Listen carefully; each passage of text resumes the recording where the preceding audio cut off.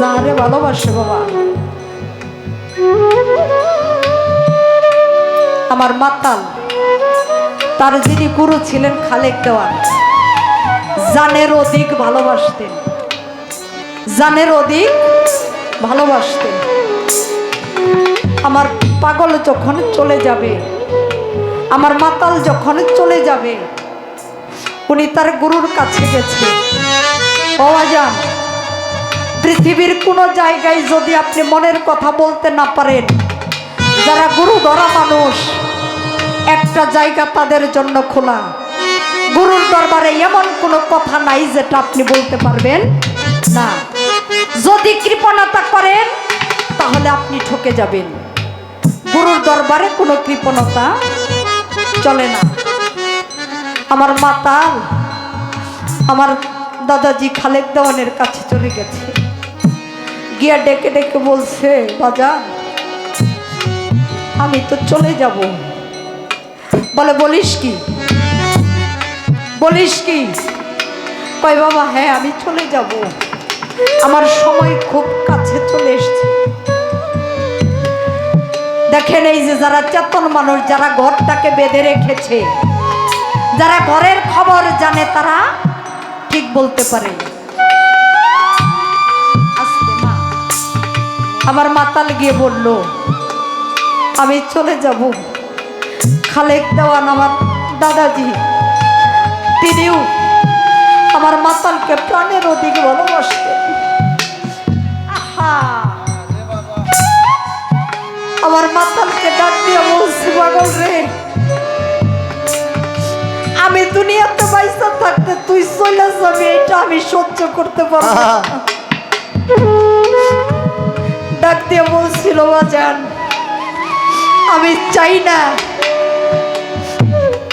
আমি যেদিন হয়তো আপনাকে ভালোবাসছি, দেহ মন প্রাণ জীবন যৌবন আমার বলতে যা ছিল শুধু তাই না, পাপের 52 কাঁদা সম্পদ আপনার চরণে আমি বিকাইয়া দিচ্ছি। বিনিময় আমার একটাই চাওয়া, সেই চাওয়াটা হইল আমি যেদিন চলে যাব আমার জানাজাটা আপনি নিজে পড়াইয়া দিবেন, আমার জানাজা আপনি নিজে পড়াইয়া দিবেন। দাদাজি খালেক দেওয়ান ডেকে ডেকে বলেছিল, বাজান রে, তোর বিদায় আমি সহ্য করতে পারবো না। ডেকে ডেকে বলেছিল, বাবা আপনি যদি আমাকে ভালোবেসে থাকেন, আমি যাওয়ার 40 দিন পরে আপনি চলে যাবেন, এসে পড়বেন আমার কাছে। আমার মাতাল যেদিন পৃথিবীর থেকে চলে যায়, ঠিক দাদাজি খালেক দেওয়ান তার জানাজা দেয়, ঠিক তার 40 দিন পরে তিনিও পৃথিবী থেকে চলে গেছে। যারা এই পাখির সাথে সম্বন্ধ করছে তারা সেই দিন বলতে পারে। শুধু তাই না, আমার হরিদাস চিনে, আমার একটা পাগল ছিল মাতাল বিল্লাল দেওয়ান, মাতালের কলিজার টুকরা, আমার মাতালের কলিজার টুকরা।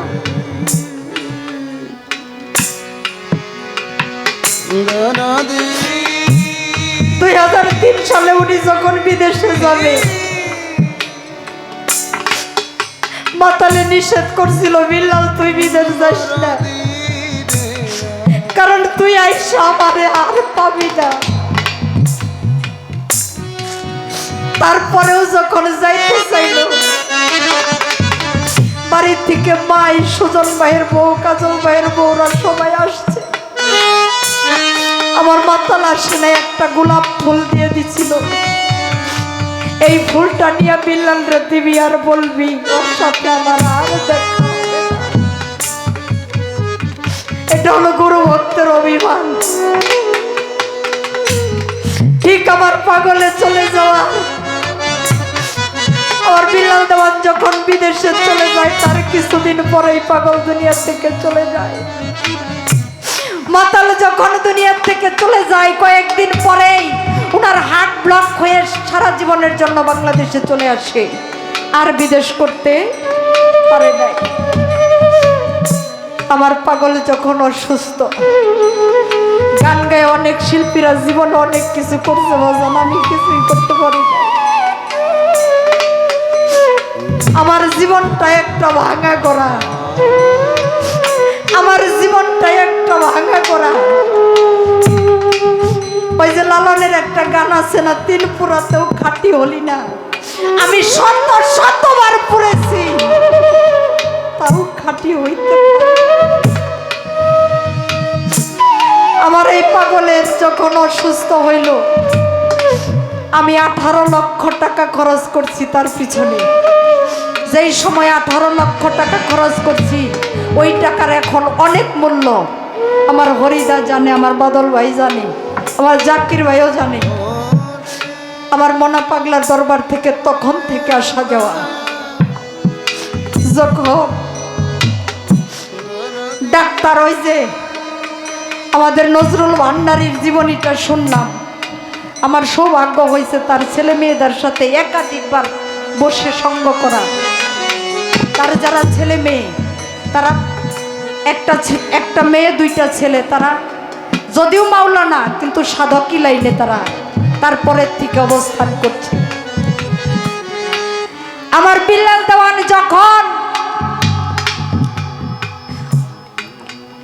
সাভার এনাম মেডিকেলে একবারে লাস্ট সময়, রমজান মাস, 16ই রমজান, হাসপাতাল থেকে বাড়িতে ডাক্তার ছুটি দিয়ে দিল, বলল যে আর কাজ হবে না।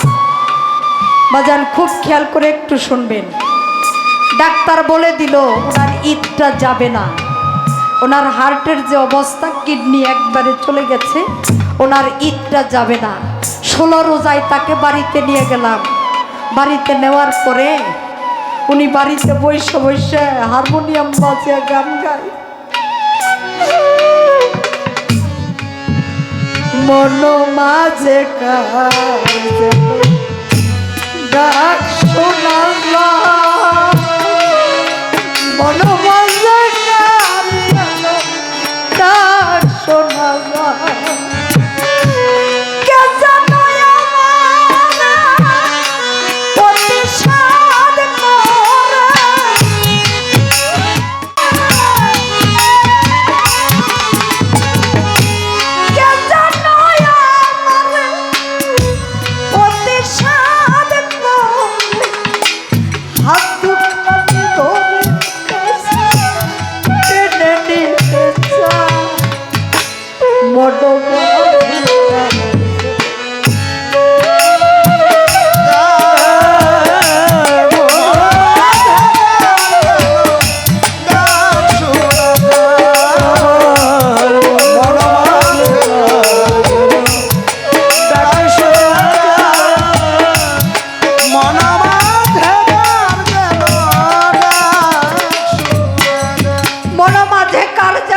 শোনা যায়।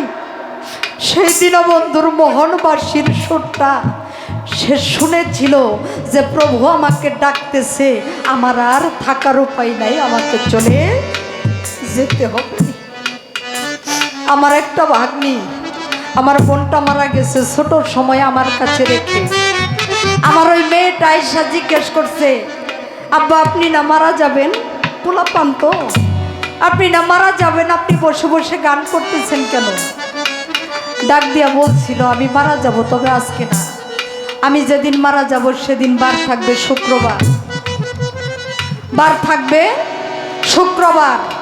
এই যে শুক্রবারের কথা বলল, ডাক্তার মাত্র 15 দিনের আয়ু দিল, সেইখানে 6 মাস বিনা ঔষধে তিনি দুনিয়াতে জীবিত। যেদিন চলে যাবে তার ঠিক 3 দিন আগে অনেকজনকে ডাক দিয়া বলল আমি শুক্রবার দিন সন্ধ্যার পরে, মাগরিবের পরে আমি চলে যাব, মাগরিবের পরে চলে যাব। শুক্রবারের দিন অনেক ঘটনা। শুক্রবার দিন ঈদে মিলাদুন্নবী ছিল। মাগরিবের ওয়াক্তের পরে তিনি এই পৃথিবীর মায়া ত্যাগ করে চলে গেল, পৃথিবীর মায়া ত্যাগ করে চলে গেল। আগের দিন চলে গেছে, পরের দিন বিকেল 4টা বেজে গেছে, ও বাজান একটা মানুষ যখন মারা যায় 3-4 ঘন্টার মধ্যেই তো তার স্বাভাবিক কিছু ময়লা টয়লা নাক মুখ দিয়ে বের হয় না? কিন্তু আমার পাগলের হাসি মাখা মুখটা যেই দেখছে সেই খালি বলছে যে এমন মরা জীবনে দেখি নাই, একটা নাকে মুখে কোনো একটা ময়লা নাই। আমার এক বোন জামাই ডাক দিয়া বলছিল এইটা হলো মাতালের প্রেমের পুরা দেহ, এই দেহ মুর্শিদের প্রেম আগুনে সেই দেহ পড়ে ওই আগুনে কোন আগুনে ওই দেহ আর পড়তে পারে না।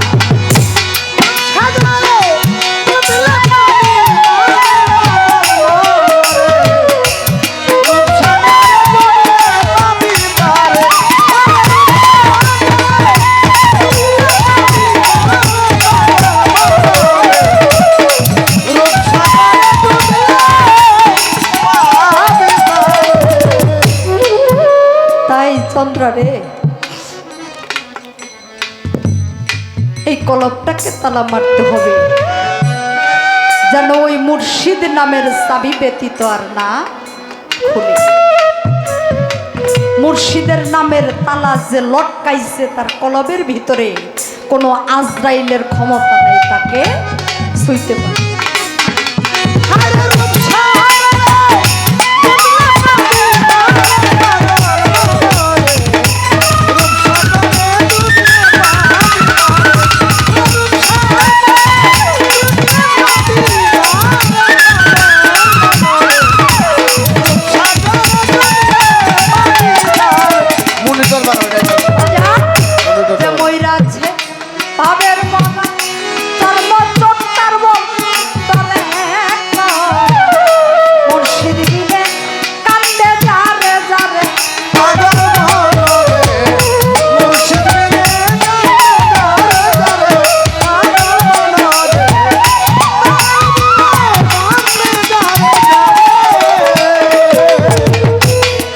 আমার কথা কি খারাপ লাগে আবাজান?